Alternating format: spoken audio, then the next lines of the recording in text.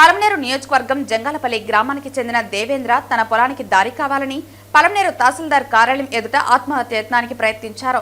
అధికారులు పోలీసులకు సమాచారం అందించగా పోలీసులు సంఘటనా స్థలానికి చేరుకుని బాధితుడికి నచ్చజెప్పే ప్రయత్నం చేశారు. అతను ఒంటిపై పెట్రోల్ పోసుకున్నాడు. అధికారులు స్పందించి అడ్డుకున్నారు. సమస్యను పరిష్కరిస్తామని తహసీల్దార్ ఇన్బనాథన్ హామీ ఇచ్చారు. కంగారగుంట గ్రామం జంగాలపల్లి సంబంధించి దేవేంద్ర అనే అతనికి అక్కడ ఉన్న గ్రామస్తులకి ఇదివరలో దారి సమస్య ఏర్పడింది. దాని మీద ఇదివరలో రెవెన్యూ వాళ్ళు పోలీసు వాళ్ళు కలిసి ఆర్డీఓ మేడం కూడా విజిట్ చేయడం జరిగింది. పూర్తిగా విజిట్ చేశారు.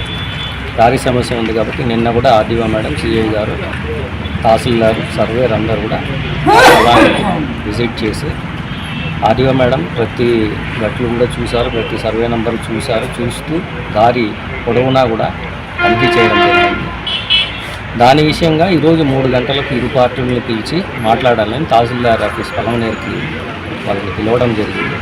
ఇందులో భాగంగా తహసీల్దార్, సిఐ గారు లేని పక్షంలో మన ఎస్ఐ గారిని పంపించారు.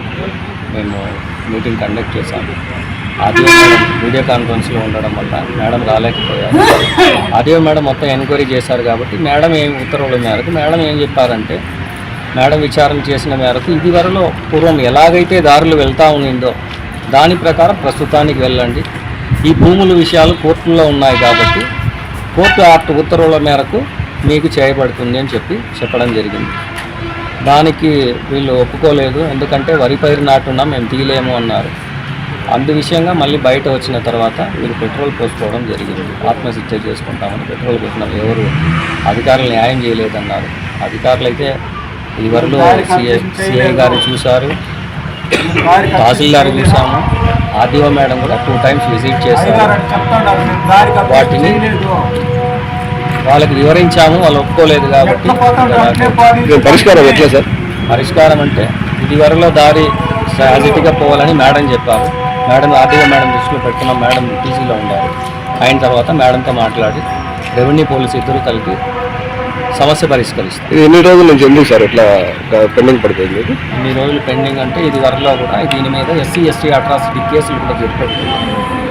దాని మీద వీళ్ళు కంప్లైంట్ రైజ్ అయ్యి ఉండాలి. దాని మీద ప్రాసెస్ చేస్తూ ఉంటారు.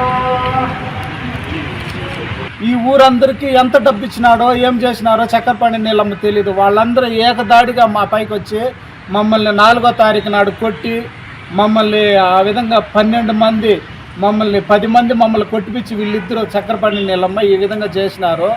తర్వాత మేము 112కి ఫోన్ చేసినాము.